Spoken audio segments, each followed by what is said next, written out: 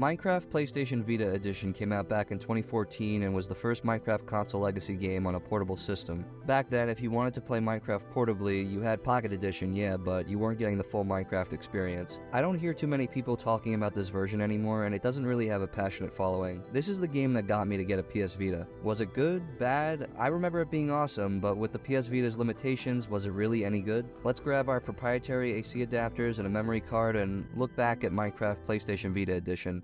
Or not. There's no update file installed, so before we get into things, let's check out what the game was like at launch. So here we are. Yep, Minecraft.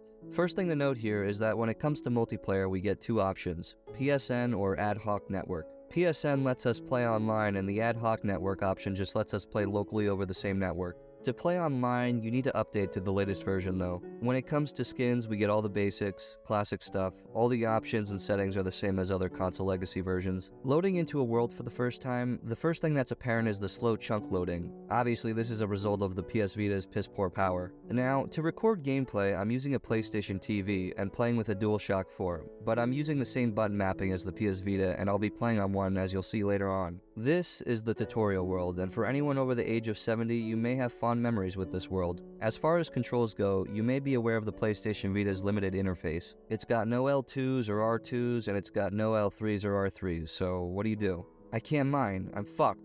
Hell on earth. Death to notch. No, the D-pad acts as all these missing buttons now. Left and right scrolls through your HUD, and up and down crouches and changes the POV. Well, thank God, and all the menus and UI are the same as other console legacy versions. Let's get some stats out of the way. The PS Vita has a 544p screen, and so obviously doesn't pump out the prettiest looking cubes. But back then, who gave a shit? This is awesome. It doesn't even run that bad. Sure, maybe a few frame drops every now and then, but it runs well and does the job. The tutorial world's a real walk down memory lane, but some of it's off. There's bones in this chest here, but no wolves in any fencing. My first impression on this version is, wow, these aren't my first impressions because I've played this version before. But my fabricated first impressions are, wow, this is pretty solid. If you gave me this version back in 2014, I would have been all over it, and I literally was. But my point here isn't to talk about my memories with this game, it's to find out if you're missing out by not playing this version. Well, if you asked me that in 2014, I'd say hell yeah, buy a PS Vita for this. This is awesome. It's got everything Pocket Edition can't give you.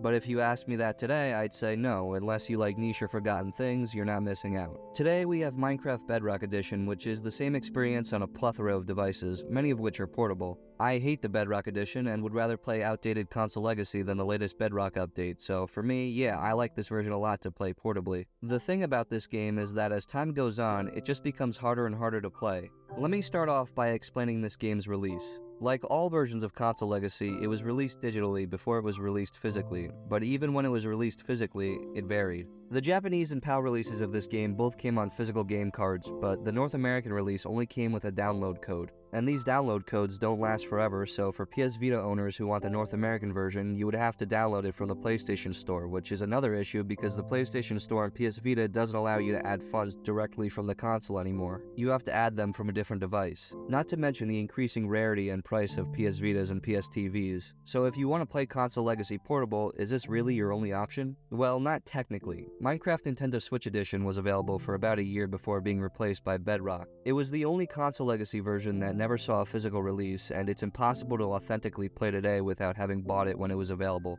Well, okay, anyway, let's keep it moving in the tutorial world. For any who remember, there's some fun stuff to look at in every version of the tutorial world. There's some sense of lonesomeness and ambience that I feel just doesn't exist in Bedrock. There's some secrets to check out in this little town here with all these houses. Almost every house is built in a weird way, and the town they're all built in is so oddly structured. In this one house, there's a nether portal, and we get to experience the nauseating old nether portal animation. It makes me want to vomit. And of course, how can we forget the floating Minecraft logo? This structure is more iconic than the Pornhub logo, more remembered than Vine, and more beloved than any of us can ever wish to be. This structure floating among the clouds has somehow claimed a spot in the etched tablet that is pop culture history. When we're all dead, this floating collection of blocks will remain. When up here, you can get a better idea of the chunk loading distance and how the low resolution adds to the aliasing. I also noticed that in this original version of the game, the third-person view facing your front is programmed wrong and your head swivels the opposite of what it should be. But okay, That was the tutorial. What else do we got? Well, after a nightmare of trying to juggle storage to download the update, I finally made some space. It seems I've missed quite a bit.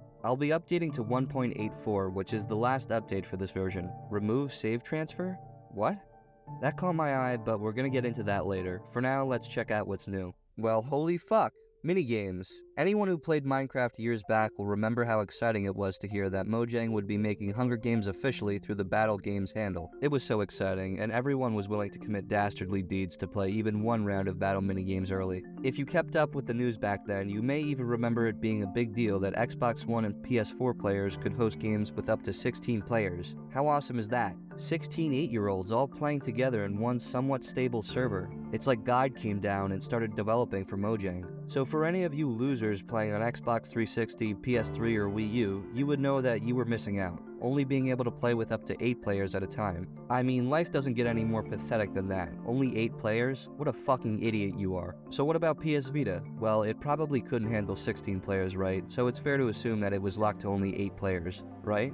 Wrong. The PS Vita does not support 8 players. It supports 4. That's right. On PS Vita, only 4 assholes can compete to win the You Did It award. PS Vita Edition is the only version to allow only 4 players. If you played a lot of battle games, you'd know that every map has 3 different versions: small, large, and large plus. Small for 2 to 4 players, large for 5 to 8 players, and large plus for 9 to 16 players. Since the PS Vita only supports 4 players, there's only one size map available in this version. How sad is this? The notches above the hotbar are meant to show how many players there are, but because of the empty space, it looks like there can be up to 8. In a game though, the notches become centered.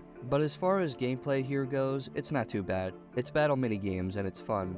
Because of how many things are going on and the high block count, the PS Vita does a little bit of chugging but still manages. If you had a PS Vita with the 3G back in the day, I could see this being awesome. You'd be surprised that there are people still playing this, but you wouldn't be surprised to know that these are the only people playing this. Obviously, connection varies by region, but this was the only battle minigame server I could connect to. I reconnected a couple of times, but I was always sent to this server. It's like a sad little community. Another huge thing that makes battle minigames on PS Vita different from other versions are those controls. When you're running from someone and need to react quickly, having the right item at hand can be the difference between life and death. So when switching items requires you to stop, take your thumb off the left joystick, move it to the D-pad, select the item, then move your thumb back to the joystick, you might as well just shoot yourself in an artery because you are almost always 100% fucked. In most gameplay, this isn't usually an issue. I mean, if you're playing the main game, the amount of scenarios where something as fast or faster than you is chasing you is admittedly low, but there definitely are some cases where this will bite you in the ass. A few examples I can think of from my own experience is being shot at by skeletons, revealing a lava stream while mining, and eating food while taking damage. These are all common situations where the time between your joystick and the D-pad are life and death.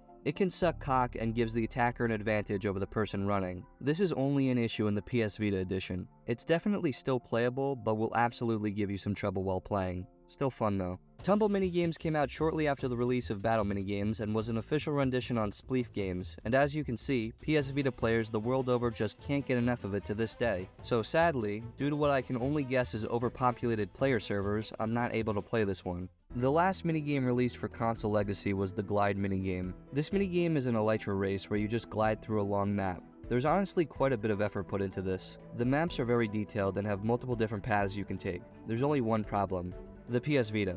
Because of the low chunk rendering speed of the PS Vita, the difficulty of these minigames is harder than on any other console legacy versions. This is fucking ridiculous. Because the chunks load in at the speed of a hot dog freezing, meeting twists and turns without crashing dick first into a wall is like an achievement. Obviously it's not impossible, but it's not great, and of all the minigames in this version, this is the only one I would say is not worth playing whatsoever. If you want to play the Glide minigame, play it on PS4 or Xbox One. Before we create a world to dick around in, I do want to show you the Tumble games running on the PS Vita, so we're going to have to resort to local play. Using ad hoc mode, we can connect to another PS Vita on the same network. This way, we can play with friends locally or the shadow person in our closet who owns a PS Vita. Here we are, but I have an issue. The other player doesn't exist. What the fuck? To each player, the other is invisible. No matter where I position them or where I move, they don't exist to each other. I don't know what that shadow person did, but he fucked something up. Well, this sucks. Well, here we are, back at the menu. The last thing I want to do is create a world and talk about the general gameplay experience. But before we do that, I want to talk about achievements. Earning achievements is the same experience on other PlayStation variants of Minecraft. There are multiple volumes of trophies, and some trophies can only be earned through the minigames. But now, let's move on. As far as creating a world goes, the options here are pretty familiar. The world size is 864 by 864, which is the same as the Xbox 360, PS3, and Wii U versions. During the world creation screen, I like to sit back and consider the events that led me here. Here we are. How fun is it to start a new Minecraft world? It's like having a baby, but more important. As far as playing straight up Minecraft goes, I really like this. There's something about the low resolution and tiny screen that feels cozy. It's like you have a whole world to invest your time in that's confined in this tiny little machine. In my opinion, the difference between a console and a handheld is a very real thing that people didn't appreciate enough. This and Minecraft 3DS Edition were the only versions of Minecraft developed for a handheld console, and because of that, I think they both have their own unique appeal. The Nintendo Switch Edition could be considered a handheld version, but it's not really. The Switch is more of a home console that can be taken on the go than it is a handheld console that hooks up to the TV, so that makes the PS Vita more unique to me. There's a pretty decent entity cap, and it almost never seems like the PS Vita is barely able to host all these mobs. An issue with the mobs that does exist is the fucky hitboxes. This is ass. Because of the laggy nature of this version, sometimes the hitboxes just decide to rail you, especially when it comes to faster enemies. This issue can be an unavoidable death sentence in most cases, and if you're playing online, forget it, just run. Actually, just run if you're offline too, because trying to kill these fast fucks is almost impossible. This laggy nature becomes your enemy when you have a full inventory as well. The more shit you have in your inventory, the crummier the menus run. This is an issue that plagues other versions as well, and inventory lag can be pushed to the max when you fill your inventory up with full shulker boxes. As we approach night once again, I'd like to mention a feature that surrounds the PS Vita. The original model PS Vita sports a beautiful OLED screen, and if you know some basic stuff about screens and displays, you'll know that OLED displays are capable of more vibrant colors, like brighter whites and darker blacks. So already, the screen gets pretty dark at night and without light, but with the OLED screen, you'd think the screen is almost impossible to make out, right? Well, yeah, it's pretty hard, but it actually seems a bit worse on later models that have regular LCD screens. What you're watching right now is me being absolutely fucked by a skeleton. Here, a combination of game lag and a ridiculously dark screen takes away any chance I have at winning this battle. I mean, for fucking real? The silver lining here is that I picked up a bone and got a wolf now. Let's talk multiplayer. So once again, using ad hoc mode, we can connect to nearby PS Vitas connected to the same Wi-Fi and suffer together, because fun is twice as fun with someone to share. Once again though, the second player is invisible. They can actually place blocks, but I can't interact with them or any items they drop. After a bit of messing around, I believe that this is due to both PlayStation Vitas sharing the same PlayStation account. I came to this conclusion because the second player actually spawned in with a wolf, despite never having been in this world. I can't actually see their wolf, and they can't see mine. In the past, I've tried this and was able to see the other player, just with some inventory glitches, but since recent updates, it looks like both players must be using different PlayStation accounts.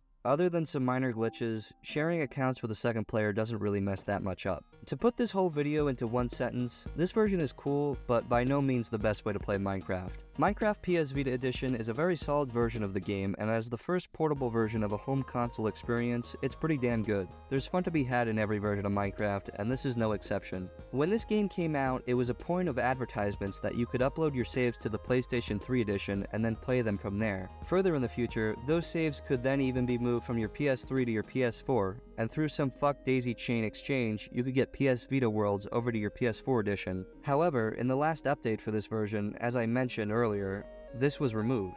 Why? I have no fucking clue. Even in the PlayStation 3 edition, the save transfer option was removed and no longer shows up. On the official website for the PS Vita edition, they still advertise it as supporting PS3 save transfers, so that's just a lie. So today, if you wanted to transfer a PS Vita save to PS3, you would have to manually install updates to both versions that precede the most recent update. What fucking horseshit. I have fond memories with this version, and I also have ulcer-inducing PTSD from autosave loss fuck-ups. But that's all part of the piss pool. Your support and comments are greatly appreciated, and I sincerely appreciate all the support I've received from you guys. As always, thank you for watching, and I will see you all soon.